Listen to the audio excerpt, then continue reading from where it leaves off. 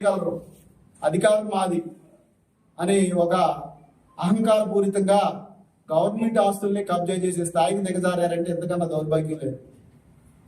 నువ్వు కొన్నావో పెట్టావో చేసావు, survey number ఒకటి వేసావు, 88 సర్వే నెంబర్ అన్నావు. ఆ సర్వే చేయడానికి కనీసం చుట్టుపక్కల వాళ్ళకి ఎటువంటి నోటీసులు ఇవ్వలేదు. అక్కడ ఉన్నటువంటి విలేజ్ సర్వేలు కూడా కనీసం వాళ్ళకి ఎవరికి నోటీసులు ఇవ్వకుండానే పంచనామా మొత్తం క్రియేట్ చేసేసి మండల్ సర్వేకి ఇచ్చి, ఆ మండల్ సర్వేయర్ ద్వారా రిజిస్ట్రార్కి ఇచ్చి, ఎంఆర్ఓ గారి ద్వారా రిజిస్ట్రార్కి ఇచ్చి, దాని క్లియరెన్స్ సర్టిఫికేట్ ఇచ్చి, రిజిస్టర్ అయిన దాన్ని కూడా మళ్ళీ నువ్వు అప్డేట్ చేసి మళ్ళీ 4 రోజుల తర్వాత సర్వే నెంబర్ తప్పుపడిందని చెప్పి ఒక సిఐడి ఆధ్వర్యంలో ఉన్నటువంటి అగ్రిగోల్డ్ భూముల్ని నువ్వు స్వాధీనపరచుకోవాలని చెప్పి చూసావంటే ఎంతకన్నా దౌర్భాగ్యమైన వ్యక్తులు. గౌతు లచ్చన్న గారు మొత్తం రాష్ట్రం గురించే పోరాడినటువంటి వ్యక్తులు. అలాంటి వ్యక్తులు పుట్టినటువంటి సామాజిక వర్గంలో ఇలాంటి చీడపురుగు పుట్టి ఈ రోజు నీ యొక్క స్వార్థం కోసం ఇంకొకసారి కులం అన్నారంటే కనుక పద్ధతిగా ఉండదని చెప్పి కూడా మీరు తెలియజేస్తారు. అంటే బయటపడకుండా ఎలా ఉంటుంది అనుకుంటావు? అవన్నీ కూడా ప్రతిదీ కూడా మొత్తం ఎంక్వైరీ జరుగుతుంది. మేమేం తొందరపడి మాట్లాడతాం కాదు, పూర్తి అవగాహనతోనే మాట్లాడుతున్నాం. తప్పనిసరిగా మీరు చేసింది 100% నమ్మింది ప్రభుత్వం, చట్టం దాని పని తను చేసుకుంటా ఉంది. ఇక కులం గురించి చెప్తున్నాం. నేను బీసీని, బీసీ కులాన్ని, గౌడు కులస్తుని అని చెప్పి చెప్తా ఉన్నాం. ఎర్రనాయుడు గారిని అర్ధరైతుడి కాడ గోడ దూకి ఎగిరి పోలీసులు 100 మంది వెళ్ళి అచ్చెన్నాయుడు గారిని వారం రోజులైతే ఆపరేషన్ చేయించుకున్న వారం రోజులైతే ఆ వారం రోజుల్లోనే నిర్దాక్షిణ్యంగా వచ్చి అరెస్ట్ చేసి అర్ధరైతుడి కాడ తీసుకెళ్తా ఉంటే వాళ్ళ కుటుంబం ఎంత వివరణలు ఆడిపోద్ది. రక్తం కారుతా ఉన్నా కానీ నాకు రక్తం పడుతుంది, రక్తం కారుతుంది, నన్ను వదిలి పెట్టండి అని చెప్పి ఆయన ఒక రాష్ట్రానికి పార్టీకి అధ్యక్షుడు, ఎమ్మెల్యే, గతంలో మంత్రి చేసిన వ్యక్తిని ఆ రకం మేము బడుగు బలహీన వర్గాలు అదేదని చెప్పి ఈరోజు గుర్తొచ్చింది. బలహీన వర్గాలుగా మేము ఒక మాట సూటిగా అడుగుతున్నాం. ఆర్టీసీ చైర్మన్ చేసాం, ఎమ్మెల్యే చేసాం, మంత్రి చేసాం.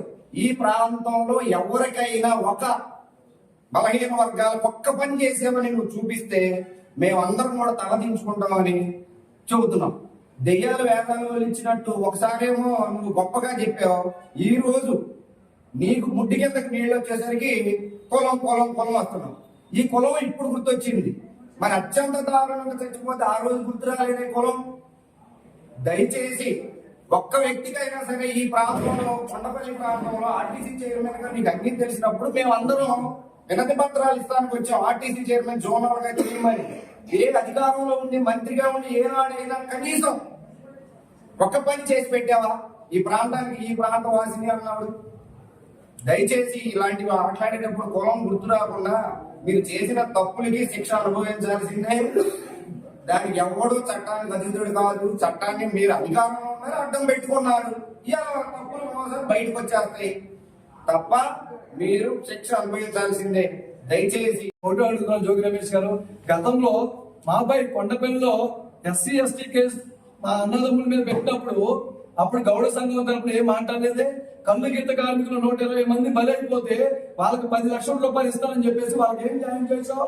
అమర్నాథ్ గౌడ్ అనే వ్యక్తి చిన్న పిల్లోడిని చేస్తే మీ అందరూ సంఘీభావం తెలియజేస్తే మీరు కులాలని రాజకీయాలు చేయొద్దని చెప్పేసి ఆ రోజు అన్నారు.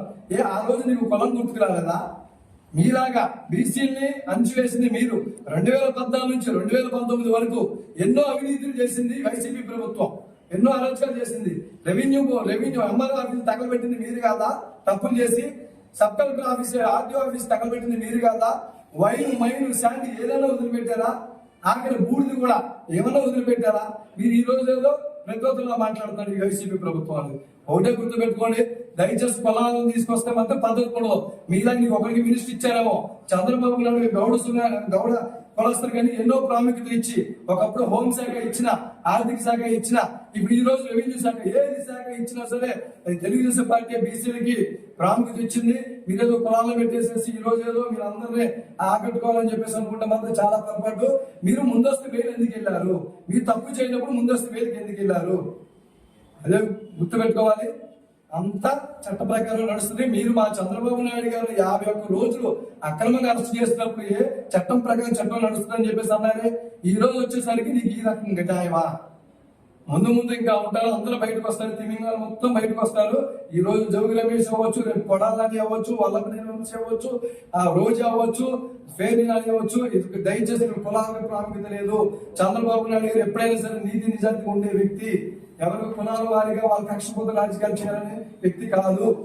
చట్టం ఎవరైతే తప్పు చేసిందో వాళ్ళందరూ శిక్ష 100% పడుద్ది. ప్రభుత్వ ఆస్తులు అనేది కబ్జా చేస్తున్న అందరినీ ఎవరిని వదిలిపెట్టారు. జోగి రమేష్ అనే వ్యక్తి ఇబ్రహీంపట్నంలో ఉప్పినందుకు మాకు దరిద్ర ఆలోచన తెలిసి వచ్చిందని మాకు చాలా బాధగా ఉన్నాయి. బీసీ అని వాళ్ళు చెప్తున్నాడు. ఏనాడన్నా అతను 2 సార్లు ఎమ్మెల్యేగా గెలిచాడు, మినిస్టర్ చేశాడు, చైర్మన్ చేశాడు ఆర్టీసీ. ఏ రోజన్నా ఎవరికైనా బీసీకి ఉపయోగపడ్డాడు అతను?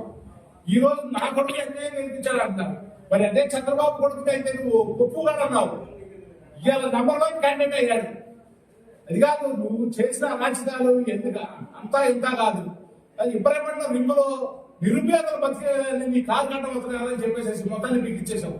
పోలీసు వ్యవస్థను పెట్టేసేసి ఇదా నువ్వు బీసీలకి చేసిన న్యాయం? నువ్వు ఇవాళ మాట్లాడడానికి నీకు సిగ్గు ఉండాలి కదా. ఎంత తప్పు చేసావు నువ్వు. బీసీలకి ఏనాడన్నా ఉపయోగపడ్డావా? ఈ రోజు ఈ అక్రమాలు బయటకు వచ్చేటప్పటికి నేను బీసీ కొలాన్ని నాకు బీసీలు అంటే ఎవడుంటాడు అన్నారు. ఎవరికైనా ఉపయోగపడ్డావు నువ్వు? ఎవరికి ఉపయోగపడలేదు కదా.